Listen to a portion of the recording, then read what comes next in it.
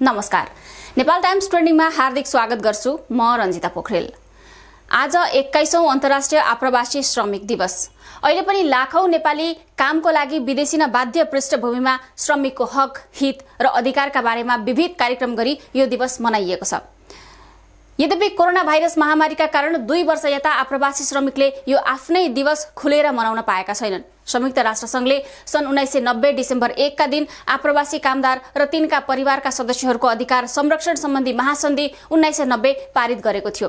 सन् 1990 मा महासन्धि पारित भए पनि आप्रवासी दिवस भने सन् 2000 बाट मात्रै मनाउन थालिएको हो। नेपालमा भने वैदेशिक रोजगारीमा कामदार जाने क्रम बढेसँगै यो दिवस मनाउन थालिएको छ। श्रम, रोजगार तथा सामाजिक सुरक्षा मन्त्रालयले यस वर्षको नारा सचेत, सिपमूलक र सुरक्षित रोजगार, मर्यादित श्रम आप्रवासनको मूल आधार भन्ने तय गरेको छ।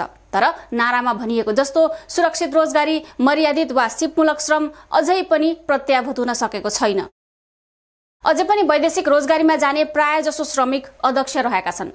सिप र तालिम नलिई वैदेशिक रोजगारीमा जाँदा श्रमिकले तोके अनुसारको काम र पारिश्रमिक नपाउने, न्यून पारिश्रमिकमा काम गर्नुपर्ने बाध्यता खेप्दै आएका छन्। आर्थिक वर्ष 2077-78 मा 1,66,698 जनाले वैदेशिक रोजगारीका लागि श्रम स्वीकृति लिएको भए पनि 80,382 जनाले अदक्ष श्रमिकका रूपमा काम गर्न स्वीकृति लिएको तथ्याङ्क छ।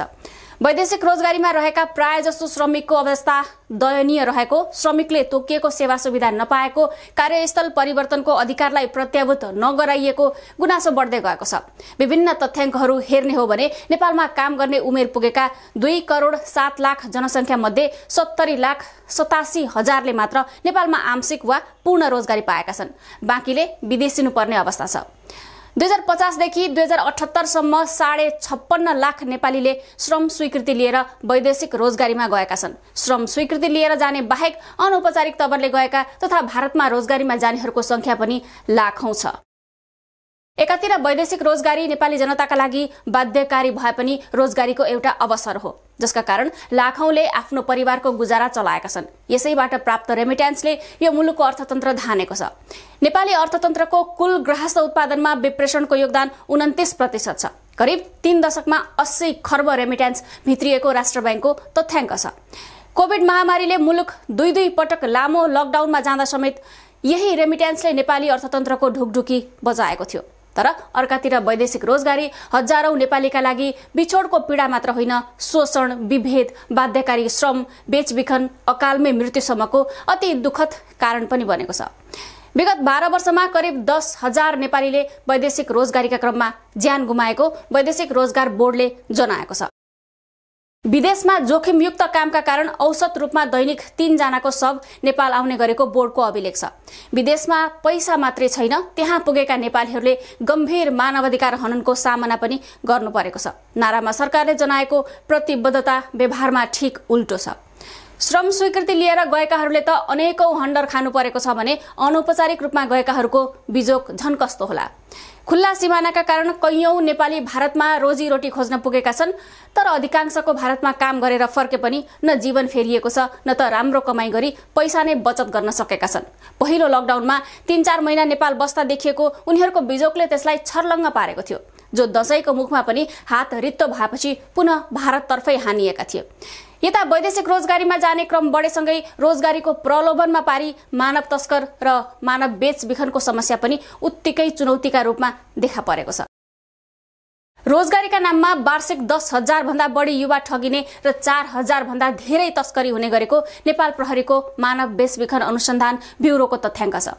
हो, विदेशमा पैसा मात्रै छैन, पैसासँगै त्यहाँ कहाली लाग्दा दुःख पीडाका पहाड छन्। यस्तो पहाड छिचोलेर भित्रिने रेमिट्यान्स पनि सबै थोक होइन, तर सरकारले तत्कालको फाइदा मात्रै हेर्दै आएको छ। स्वदेशमा रोजगारीको ग्यारेन्टी नहुँदा र श्रमको मूल्य समेत न्यून हुँदा पछिल्लो समय युवामा देशभित्र काम गर्नुपर्छ भन्ने मानसिकता नै घटेको रोजगार विज्ञहरू बताउँछन्। यता वैदेशिक रोजगारीका कारण आन्तरिक श्रम बजार विदेशी कामदारका भरमा चल्नुपर्ने अवस्थामा पुगेको छ। यो नेपाली समाजका लागि ठूलो चुनौती हो। त्यसैले वैदेशिक रोजगारीका तत्कालका समस्या समाधान गर्ने त छँदैछ, यसले के कस्ता समस्या भविष्यमा सृजना गर्दछ भन्ने विषयमा पनि सरकारले अध्ययन गर्न जरुरी छ र सोही अनुसारको पहल कदमी चाल्नुपर्छ। सरकारले वार्षिक कार्यक्रममै वैदेशिक रोजगारीको विकल्प पनि खोज्नुपर्ने विज्ञहरूको सुझाव छ। उता श्रमिकको अधिकारका लागि ल्याइएका कतिपय दस्तावेज कागजमा मात्रै सीमित हुँदा उनीहरूले आफ्ना आधारभूत हक अधिकार उपयोग गर्न पाएका छैनन्। आप्रवासी श्रमिकको पारिश्रमिक तथा सेवा सुविधामा ठूलो अन्तर छ। एउटा भनेर अर्को काममा लगाउने, भने जति तलब नदिने, तलब कटौती वा रोक्का गरिदिने, दैनिक 12 घण्टा भन्दा बढी काममा खटाएर पनि ओभरटाइमको तलब नदिने जस्ता विद्यमान समस्या श्रमिक सामु छन्। खाने बस्ने लगायत आधारभूत आवश्यकताका समस्या झेल्न आप्रवासी श्रमिक बाध्य छन्। मलेसिया लगायत Qatar, Saudi, Kuwait, Bahrain, Oman लगायतका मुलुकहरूमा आप्रवासी श्रमिकलाई मानव जस्तो व्यवहार पनि नगरेको पाइएको छ। श्रमिकहरू बिरामी हुँदा औषधि उपचार नगरी काममा खटाइएका गुनासा बढिरहेका छन्।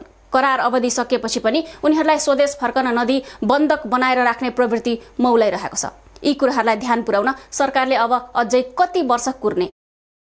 जबकि सरकारले वैदेशिक रोजगार कल्याणकारी कोष स्थापना गरेको छ। यसको काम भनेकै रोजगारीमा जाने कामदार समस्यामा परे तिनको हितका लागि काम गर्ने हो। कोषमा 2 वर्षको श्रम स्वीकृति पाउनेले 1500 र त्यसभन्दा बढी अवधि हुनेले 2500 रकम बुझाउनुपर्छ। अहिले पनि यहाँ अर्बौं रकम जम्मा भएको छ, तर कामदारको समस्यामा खर्च भएको छैन। सहयोग हुने आशमा तिनै कामदारहरूले जम्मा गरेको रकम अन्यत्र खर्च हुन्छ। कुनै परिबन्धमा परेर मजदुर जेलमा फसे उद्धारमा लगाइदैन। अहिले पनि कैयौं कामदार खाडी मुलुक पुगेर परिबन्धमा जेल परेका छन्। सहयोगका लागि दूतावास गुहारी रहेका छन्, तर उनीहरूको गुहार राज्यले कानमै पारेको छैन। नेपाल सरकारले 2075 साउन 27 गते वैदेशिक रोजगारीमा गएका नेपाली कामदारहरूको कानूनी प्रतिरक्षा सम्बन्धी निर्देशिका 2075 पनि जारी गरेको छ। फौजदारी अभियोगमा परेर जेल सजाय वा अन्य कुनै पनि कानूनी झमेला बेहोर्नु पर्यो भने उनीहरूको सहयोगका लागि यो निर्देशिका जारी भएको देखिन्छ। वैदेशिक रोजगार कल्याणकारी कोषको रकम खर्च गरेर वा सरकारले निर्णय गरेर पनि उनीहरूको उद्धार गर्न सकिन्छ, तर त्यसका बावजुद अप्ठ्यारोमा परेका नेपाली श्रमिकहरूले सहयोग नै पाउँदैनन्, सरकार नै भेट्दैनन्। वैदेशिक रोजगार कल्याणकारी कोष र दूतावासको सहयोग पाउन कामदारहरूलाई कहाँ सजिलो छ र? केहीले सेवा पाए पनि त्यो नगण्य रूपमा छ। कोषको क्षतिपूर्ति पाउनु र दूतावासबाट सहयोग पाउनु फलामको चिउरा चपाउनु सरह बनेको पीडितहरूले गुनासो गर्छन्। समस्यामा फसेका कामदार तिनै हुन् जसले विदेश जाँदा सरकारलाई 2500 रुपैयाँसम्म वैदेशिक कल्याणकारी शुल्क बुझाएका थिए। सरकारले उनीहरूलाई समस्या भएर त्यही पैसा जम्मा गरेर बनाएको कोषको उपयोग गर्ने बाचा गरेको थियो, तर बाचा अनुसार न काम भएको छ न त यो कोषको सदुपयोग नै। अब आउँदा दिनमा वैदेशिक रोजगारीमा जानेको संख्या घटाउनु पर्ने एकातिर छ, किनभने गाउँहरू रित्तिँदै गएका छन्। अर्कातर्फ आप्रवासनले विप्रेषण भित्राएको भए पनि नेपाली समाजमा गहिरो गरी सामाजिक पुँजीको नाश भइरहेको वैदेशिक रोजगार बोर्डकै ठम्याइ छ। फेरि आप्रवासनका कारण नेपालमा सामाजिक र मानसिक समस्या बढ्दो रहेको छ। अहिले नै उल्लेख्य संख्यामा कटौती गर्न नसके पनि देशभित्रै प्रशस्तै रोजगारीको अवसर सृजना गराउने र युवाहरूलाई स्वदेशमै टिकाउने दीर्घकालीन रणनीति सरकारले अवलम्बन गर्नै पर्छ। अर्कातिर अहिले रोजगारीमा गएकाहरूको पूर्ण सुरक्षाको प्रत्याभूति गर्नुपर्छ, तब मात्रै वर्षेनी मनाउने गरिएको आप्रवासी श्रमिक दिवसको सार्थकता रहला। यसबारे तपाईको सुझाव पनि अवश्य व्यक्त गर्नुहोला। ताजा खबरका लागि नेपाल टाइम्सको अनलाइन पोर्टल www.nepaltimes.in मा गएर हेर्न सक्नुहुनेछ। यसैगरी हाम्रो युट्युब च्यानल र फेसबुक पेज पनि अवश्य भिजिट गर्नुहोला। तपाईले गर्नुभएको लाइक, कमेन्ट, शेयर र सब्स्क्राइबका लागि धेरै धन्यवाद।